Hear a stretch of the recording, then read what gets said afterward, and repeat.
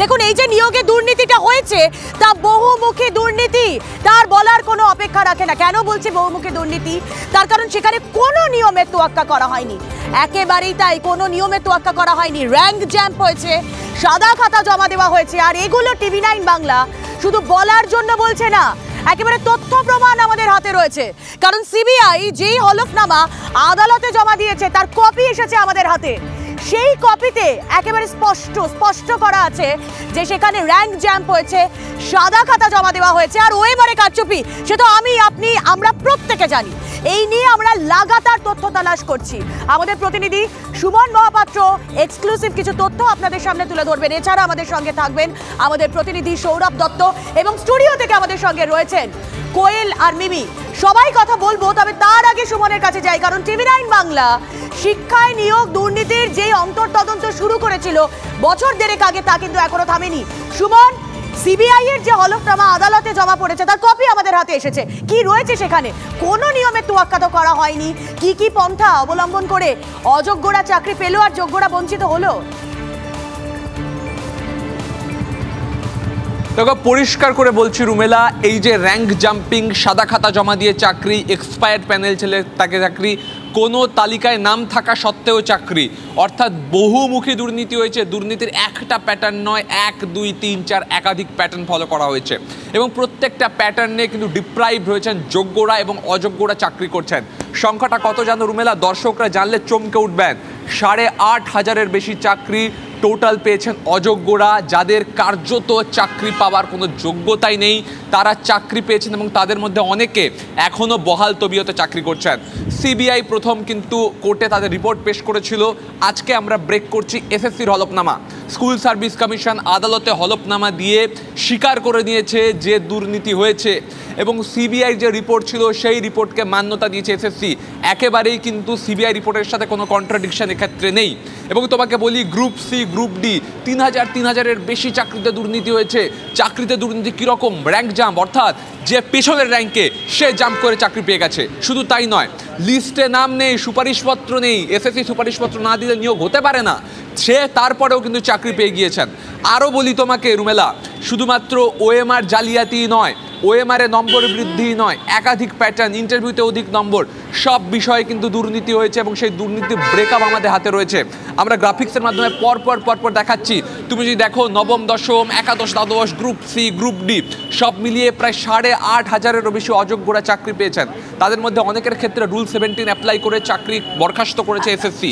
এবং সবচেয়ে বড় কথা, ঠিক এই জায়গায় এই যে এত রকম প্যাটার্ন অবলম্বন করে দুর্নীতিটা হয়েছে, এই যে 8,500 যে সংখ্যাটা আমরা বলছি, যে সংখ্যার হিসেব কোথাও রয়েছে, তাদেরকে, এই অযোগ্যদেরকে সরিয়ে যোগ্যদেরকে চাকরি দেওয়ার প্রসেস, এটা লেন্থি প্রসেস, এবং সত্যিই তো একটা দুরূহ প্রসেস। কি করে করা সম্ভব বলো তো? যেখানে অযোগ্যরা এতগুলো চাকরি তারা হাতিয়ে নিয়েছে, সেখানে যোগ্যরা কি করে চাকরি পাবে? দেখো রুমেলা, চাকরি পাওয়ার ক্ষেত্রে বেসিক কয়েকটা ক্রাইটেরিয়া থাকে, যে একটা চাকরির পরীক্ষায় বসতে হবে, সে পাশ করবে, তারপরে সুপারিশপত্র পাবে, মেধা তালিকায় নাম আসলে তারপরে। এক্ষেত্রে এমন হয়েছে, মানে বলা যেতে পারে রাস্তার একজন, তার কোথাও নাম নেই, কিচ্ছু নেই, সে চাকরি পেয়ে গিয়েছে। এদেরকে লোকেট করা এবং তারপর এদের চাকরি বাতিল করে যোগ্যদের চাকরি দেওয়া, বিভিন্ন আইনি প্রক্রিয়ার মধ্যে দিয়ে যেতে হবে, তারপর এটা সম্ভব। সরকার যেটা করতে পারে, দুর্নীতির শিকার চাকরি প্রার্থীদের চাকরি দিতে পারে, কিন্তু সেখানে টালবাহানা রয়েছে। তুমি দেখতে পাচ্ছ ব্রাত্য বসুর সাথে একের পর এক বৈঠক করছেন চাকরি প্রার্থীরা, সমস্যার সমাধান সূত্র মিলছে না। এবং এই যে চাকরি চুরি হয়েছে তার যে সংখ্যাটা, সেই সংখ্যাটা কোন খাতে কত, কোন ফন্দি, কোন ফিকরে চাকরি প্রার্থীরা বঞ্চিত হয়েছেন, সেই তথ্য TV9 বাংলা তুলে ধরছে। এবং যাদের ক্ষেত্রে এই দুর্নীতি হয়েছে, যারা দুর্নীতি করে চাকরি পেয়েছেন, তাদের প্রত্যেকের নাম, রোল নাম্বার, সাবজেক্ট, জেলা, সেগুলো কিন্তু TV9 বাংলা জানে। ফিকির তো ছিলই, কলকাঠি তো কেউ পেছন থেকে নেড়েছেন, এমনি তো আর কোনো কিছু হয় না। যেন মনে হচ্ছে এরকম ব্যাপার, তুমি যেরকম বললে যে রাস্তার কেউই একজন একদম কাছে এসে বলছে যে আমার একটা চাকরি চাই। আচ্ছা, তোমার চাকরি চাই, তাহলে ফেলো করি, নাও চাকরি, কি কোয়েল, তাই তো? একদমই তাই রুমেলা, সত্যি তাই। এবং এই যে রিপোর্টটা এসএসসি হলফনামা যারা জমা দিয়েছে, সে কপি তো এখন আমাদেরও হাতে, আমরা দেখাচ্ছিও সেটা গ্রাফিক্যাল প্রেজেন্টেশনের মাধ্যমে। সত্যি কি না কি হয়েছে, র্যাঙ্ক জাম্প, সাদা খাতা, কোনো নিয়মের তো তোয়াক্কা করা হয়নি। অযোগ্যরা কিভাবে চাকরি পেয়েছেন সেটা তুলে ধরলেন সুমন। এবার যারা যোগ্য যে প্রার্থীরা, দিন রাত নেই দিন নেই যারা বসে রয়েছেন আন্দোলনে, সেই সমস্ত প্রার্থীদের সঙ্গে সৌরভ রয়েছেন, কথা বলবো। সৌরভ, কি পরিস্থিতি সেটা তো সামনে এলো, এবার তো মানে তো হলফনামাতে স্পষ্ট যে এক্স্যাক্টলি কি সিচুয়েশন। এরপর এই মানুষগুলো যারা যোগ্য তারা কি ভাবছেন? কোয়েল, দেখো এই কথাটাই কিন্তু 1000-এরও বেশি দিন ধরে গান্ধী মূর্তির পাদদেশে যারা যোগ্য প্রার্থী রয়েছেন তারা কিন্তু বারবার তুলে ধরেছেন যে তারা যোগ্য হয়েও চাকরি পাননি, চাকরিটা পেয়েছেন যারা অযোগ্য তারা। কত সংখ্যাটা সুমন জানালো, হাজার হাজার যে অযোগ্য চাকরি, র্যাঙ্ক জাম্প করে চাকরি, ওএমআর জালিয়াতিতে চাকরি, সেখানে সুপারিশপত্র ছাড়া চাকরি, এবং তারপর কারা বলছেন এসএসসির হলফনামায় কথা বলছে। এসএসসির হলফনামাতেই পরিষ্কারভাবে স্বীকার করে নেওয়া হচ্ছে যে হাজার হাজার চাকরি অযোগ্যরা পেয়েছে, জালিয়াতি করে চাকরি পেয়েছেন। আপনারা যোগ্যরা 1000 দিনের বেশি গান্ধী মূর্তির পাদদেশে রয়েছেন, কি বলবেন? দেখুন, মানে দীর্ঘ টালবাহানার পর গত 27শে সেপ্টেম্বর 2022 সালে সিবিআই যে রিপোর্টটা দিয়েছিল, সেই রিপোর্ট অনুযায়ী এসএসসি কিন্তু গত পরশু দিনকারা হাইকোর্টের চাপে কিন্তু রিপোর্টটা দিল বহু টালবাহানার পরে। তাদের এর আগের যে অবস্থান, হাইকোর্টে একরকম ছিল এবং সুপ্রিম কোর্টে একরকম ছিল, কিন্তু নতুন যে ডিভিশন বেঞ্চ তৈরি হয়েছে ভুয়োদের মামলার জন্যে, তাদের চাপে পড়ে কিন্তু এসএসসি কার্যত স্বীকার করতে বাধ্য হলো যে হ্যাঁ আমরা দুর্নীতি করতে মানে দুর্নীতি করেছি, আমরা পাপ করেছি, এটাই আর কি, যার জন্য আমাদের দীর্ঘদিন ফুটপাতে। স্কুল সার্ভিস কমিশন হলফনামা দিয়ে বলছে দুর্নীতি হয়েছে, জালিয়াতি হয়েছে, আর শিক্ষামন্ত্রীর সঙ্গে আপনাদের বৈঠক রয়েছে, কি বলবেন? দেখুন, জালিয়াতি হয়েছে এবং এই সরকারি দপ্তরগুলো জালিয়াতি করেছে, মানে পাপ করেছে।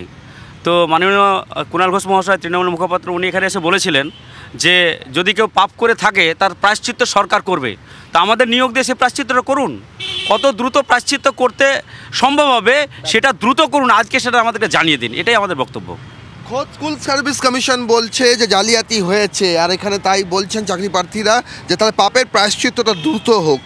কি বলবেন আজকের জায়গায় দাঁড়িয়ে? আপনারা বলছেন না, সিবিআই কেন্দ্রীয় তদন্তকারী সংস্থার যে রিপোর্ট তাদের মান্যতা দিয়ে স্কুল সার্ভিস কমিশন যেখান থেকে হয়েছে তারাই বলছেন হ্যাঁ হয়েছে, জালিয়াতি হয়েছে, আপনারা ঠিক কারণে বসে আছেন এখানে, কি বলবেন? হ্যাঁ, দেখুন, মাননীয় মুখ্যমন্ত্রী স্বয়ং স্কুল সার্ভিস কমিশনকে দুর্নীতির আতুরঘর বলেছেন। তা স্কুল সার্ভিস কমিশন থেকে যখন আমাদের জীবন যন্ত্রণার দিন শুরু হয়েছে, সেখান থেকে সমস্ত দুর্নীতি শুরু হয়েছে, সেখান থেকে তারা ষড়যন্ত্র করে আমাদের দীর্ঘদিন ধরে 7 বছর ধরে পথে বসিয়ে রেখেছে।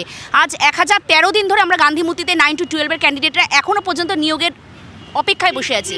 আমরা চাই যেখান থেকে তারা পাপ কাজটা শুরু করেছে সেখান থেকেই তারা প্রায়শ্চিত্তটা করুক। আমরা যারা রয়েছি আর আমরা একটা দিনও সময় নষ্ট করতে চাই না। আজ 22 তারিখ, আমরা চাই আমাদের আলটিমেটাম একটা ডেট দেওয়া হোক, যাতে সামনের বছর মানে 1 ফেব্রুয়ারির মধ্যে, জানুয়ারি মাসে যা কিছু আছে তারা সমস্ত সমস্যার সমাধান করুক। আইনি জটিলতা আমরা বলবো নেই, কোনো আইনি জটিলতা, যোগ্যদের নিয়োগের ব্যাপারে কোনো রকম আইনি জটিলতা নেই, এটা বারবার অজুহাত দেখানো হচ্ছে। আমরা চাই জানুয়ারি মাসের মধ্যে সমস্ত কিছু কমপ্লিট করে আমরা যেন ফেব্রুয়ারির 1 তারিখে স্কুলে যেতে পারি।